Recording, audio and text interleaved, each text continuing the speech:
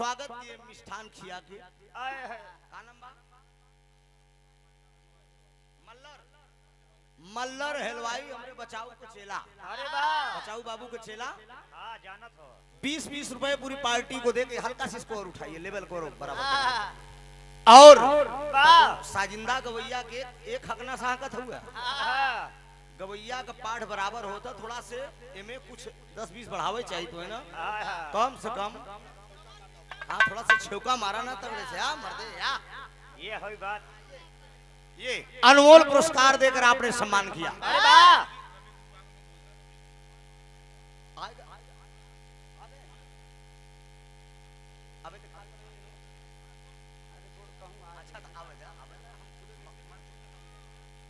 बहुत बहुत बंदन अभिनंदन। अरे वाह, टूटियों के लिए क्षमा प्रार्थी हूं मित्रों।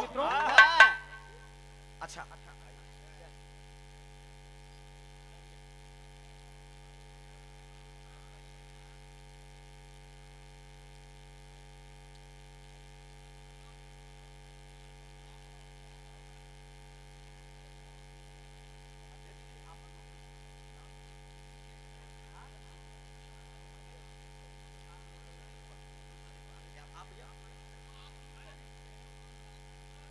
महामंत्री, अभी अभी कार्यक्रम की शुरुआत में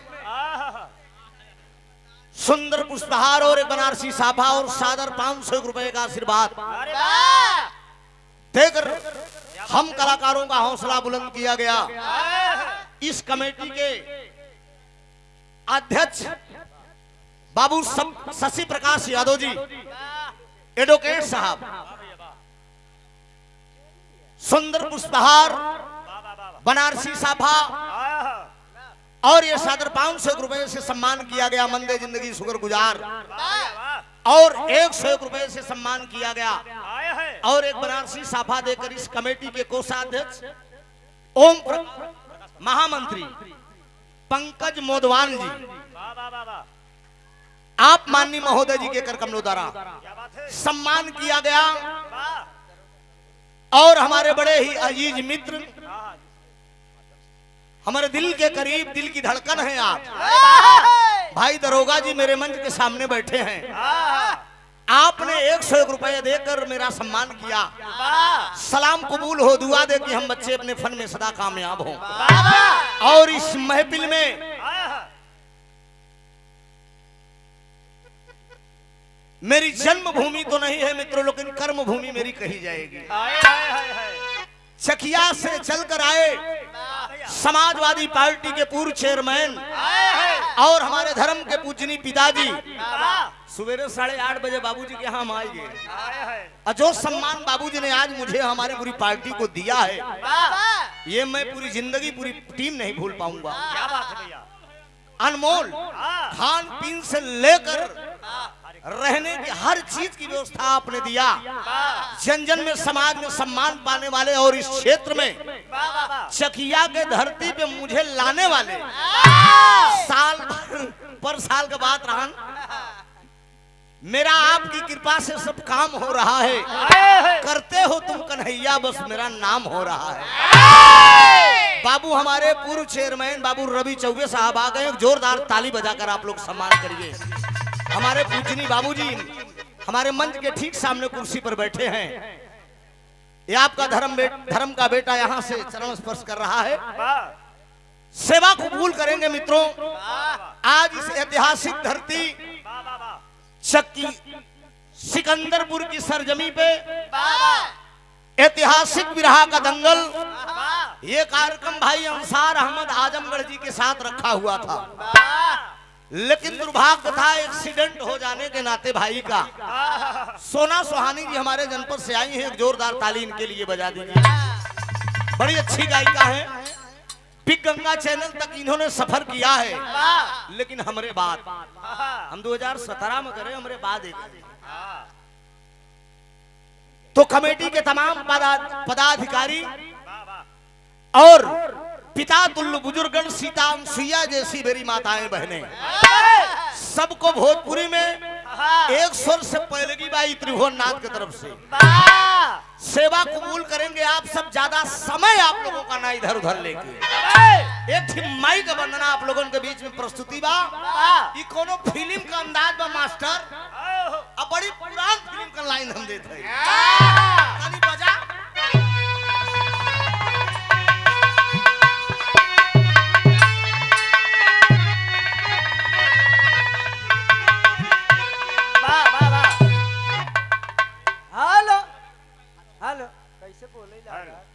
हेलो हेलो एकदम जैसे बोल रहा था वैसे रखिए। हेलो हेलो का हो हमसे बोलो जो कहना हो।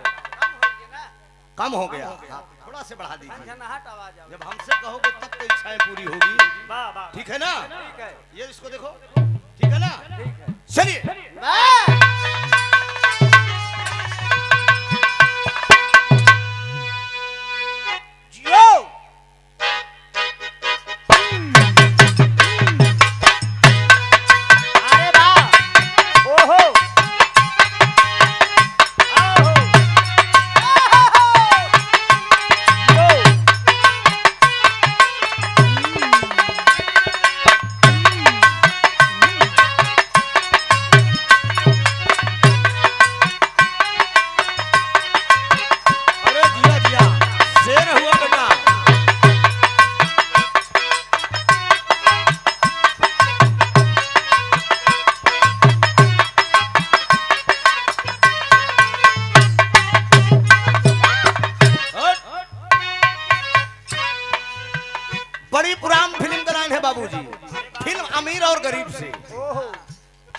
सोनी और मोनी की जोड़ी अजीब। हाय हाय सोनी और मोनी की जोड़ी अजीब। सजना अमीर सजनी गरीब। सोनी और मोनी की जोड़ी अजीब। सजना अमीर सजनी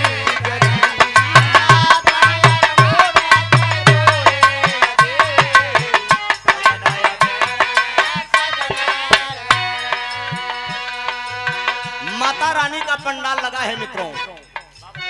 बेटा जाता है और कहता क्या है? हाय हाय आया शरण विनती कर लो कबूल। हाय हाय आया शरण विनती कर लो कबूल। माँ हमको दे दो चरनिया की धूल। आया शरण विनती कर लो कबूल।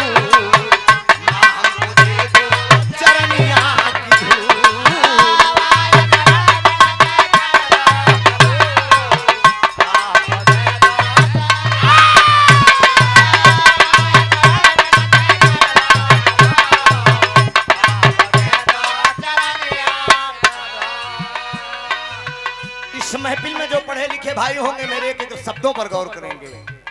हाय हाय दुनिया में मशहूर तोहरी कीर्तिया।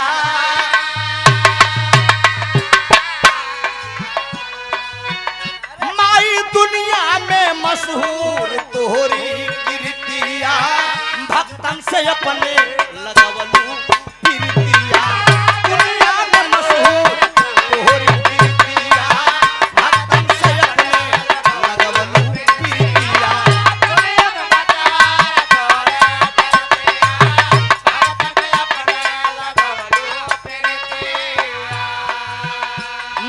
हर लो विपत्तिया क्षमा कर दो भूल। मैया हर लो विपत्तिया क्षमा कर दो भूल। माँ हमको दे दो चरनिया की धूल।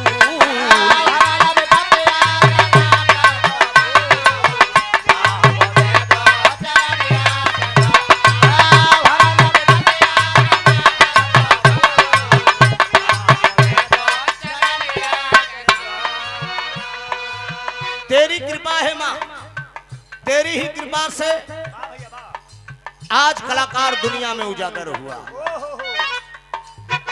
आंचल में तोहरे बा ममता के सागर।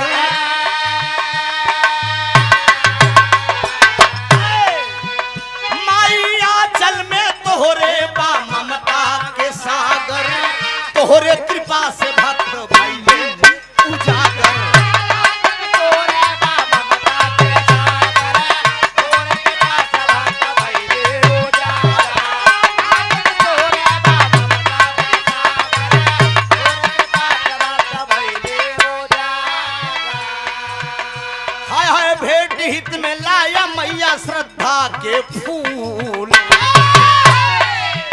हाय हाय भेंट हित में लाया मैया श्रद्धा के फूल। माँ हमको दे दो चरनिया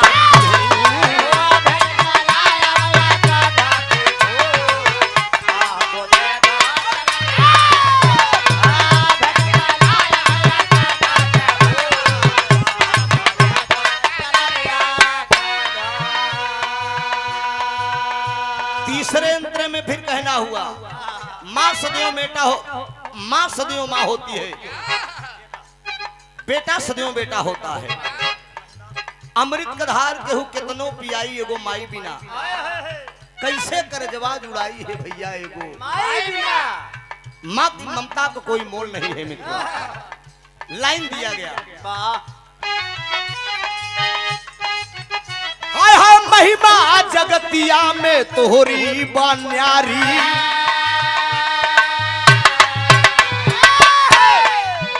माई महिमा जगतिया में तोहरी बन्यारी। केहू बना राजा केहू बनिया भिखारी।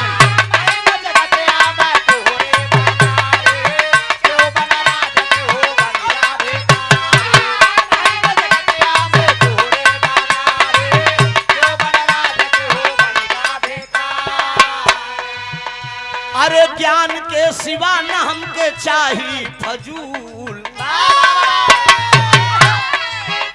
मैया ज्ञान के सिवा न हमके चाही फजूल। माँ हमको दे दो चरनिया की धूल।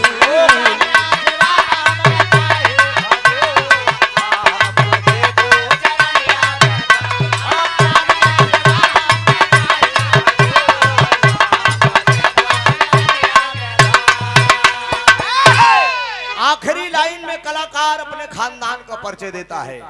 मैं किस वंश का हूं, किस खानदान से हूं, कहां से दो शब्द बोलने का आप लोगों को बीच में अवसर मिला। पंच परमेश्वर का सेवा करने का अवसर प्रदान हुआ। और ये अभी अभी गुरु बिहारी पत्तू अखाड़ा से कवि प्रकाश नगीना चकिया के धरती से सादर 51 रुपए का पुरस्कार आया है। कविजन गुरुजन को मेरा सादर चरण स्पर्श है। गुरु गोविंदो खड़े काके लागों पाए, बलिहारी गुरु आपकी गोविंदियो बताए। गुरु का दर्जा सबसे ऊंचा है तो होता है मित्रों। हम कौने फुलवारी का फूल है, जरा गौर करेंगे। आखिरी लाइन में बताया गया कौने खानदान से है हम।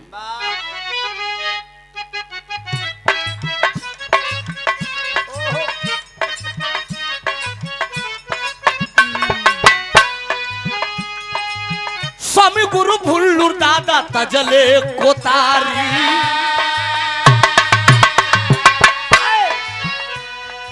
इस आजमगढ़ चंदौली की धरती पे आप मेरे अखाड़े के विषय में पहले आप लोग जानिए।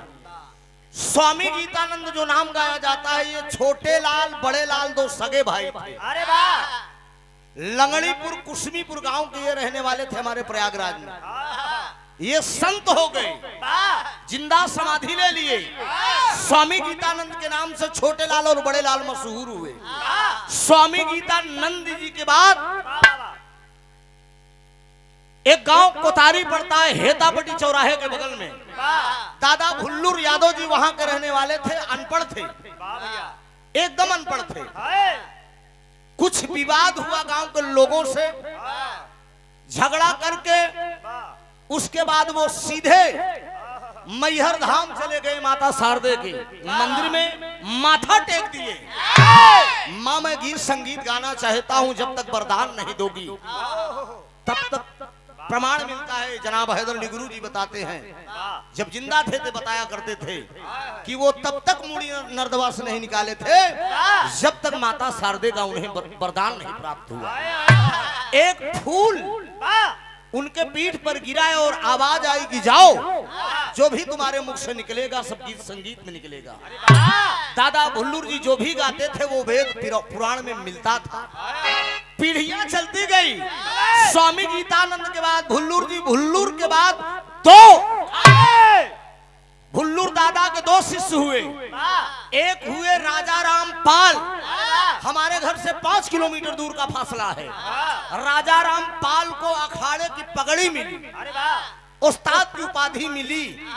दादा राजा रामपाल और रामधार यादव झूसी नरेश वाह और खानदान में कौन हुआ? वाह वाह। देखो बेटा, स्वामी गुरु फुल्लू दादा तजले कोतारी,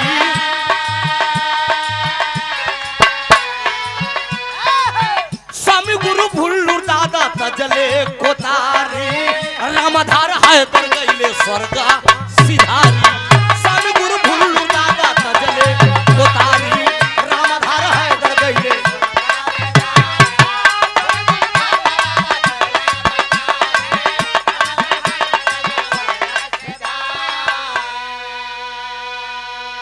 यादव रामधार झूसी नरेश, उन्हीं के खानदान में उन्हीं के शिष्य, उन्हीं का चिराग, एक जात का मुसलमान हो गए जिनका नाम बड़े अदब से बिरहा जगत में लिया जाता है। यश शेष बिरहा सम्राट महरूम जनाब हैदर अली जुगनू साहब। एक बार जोरदार ताली हमारे गुरुजी के नाम पे आप लोग बजा दीजिए। अगाध गीता और ग्रंथ का ज्ञान बड़े बड़े विद्वान, बड़े बड़े ब्राह्मण लेकर पोथी पत्रा बैठते थे। जात का मुसलमान होकर न जाने कितना गीता और ग्रंथ का इससे ज्ञान है। हैदर अली जुगनू के बाद उन्हीं के खानदान में पूरा परिचय आज आप लोगों को मैं बताऊंगा, खानदान में कैसे आगे बढ़ते गए। हैदर अली जुगनू के बाद उन्हीं के खानदान में एक चिराग पैदा हुआ जिसका नाम हफीज चंचल बताया गया। स्वर्गीय हफीज चंचल के बाद तमाम पीढ़ियां आती गई, जैसे मैं और तमाम बच्चे अब खानदान में आ रहे हैं। स्वामी गुरु फुल्लू दादा तजले कोतारी, स्वामी गुरु फुल्लू दादा तजले कोतारी, रामधार हैदर गईले सिधारी।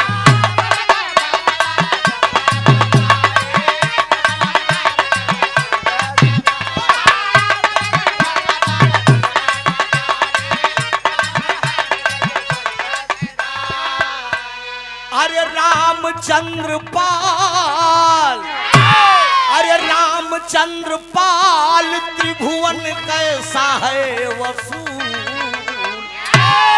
इस वंदना को जिन्होंने लिखा है हमारे अखाड़े के आदरणीय पूजनीय रामचंद्र पाल जी, मोतिहा चका सैदाबाद की धरती से, जहां 3 अक्टूबर का उसी चौराहे पे हमारा और मीरा मूर्ति जी का प्रोग्राम है। तो रामचंद्र पाल, अरे ये त्रिभुवन कैसा है वसूल। रामचंद्र पाल, अरे टीयन कैसा है वसूल। माँ हमको दे दो चरनिया की धूल।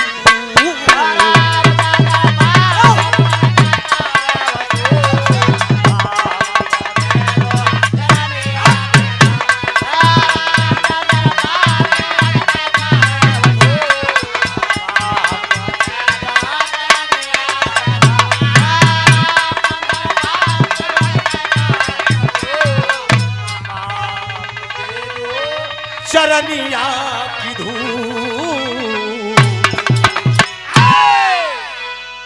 अरे जिया तू शेर हुआ, एकदम तू शेर हुआ। ए मास्टर, काजू के हलवा खाए हैं। अच्छा तो बाबूजी के काजू के हलवा काम करता। हाय हाय हाय।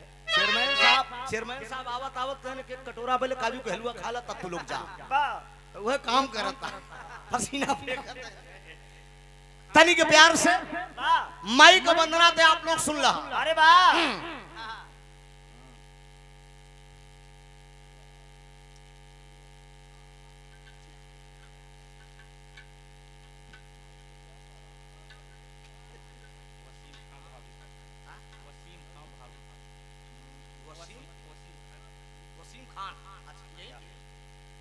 जोरदार ताली बजाकर आप लोग सम्मान करिए। वाह वाह। इस ग्राम सभा के बड़े शानदार इनके भाई प्रधान हैं, वाह वाह। भाभी प्रधान, अरे वाह, वसीम खान आहा। सिकंदरपुर की धरती से एक बनारसी साफा और सुंदर पुष्पहार वाह। सादर 500 रुपए देकर सम्मान किया। जोरदार ताली बजाकर भाई का सम्मान करिए। सलाम कबूल हो, दुआ दे कि हम बच्चे अपनी फन में सदा कामयाब हो। अरे वाह मास्टर हाँ हो तनी का लाइन बजे कुछ हाँ कैसन बीच में चर सना हो मालिक हाँ। नहीं सवालिन टच करता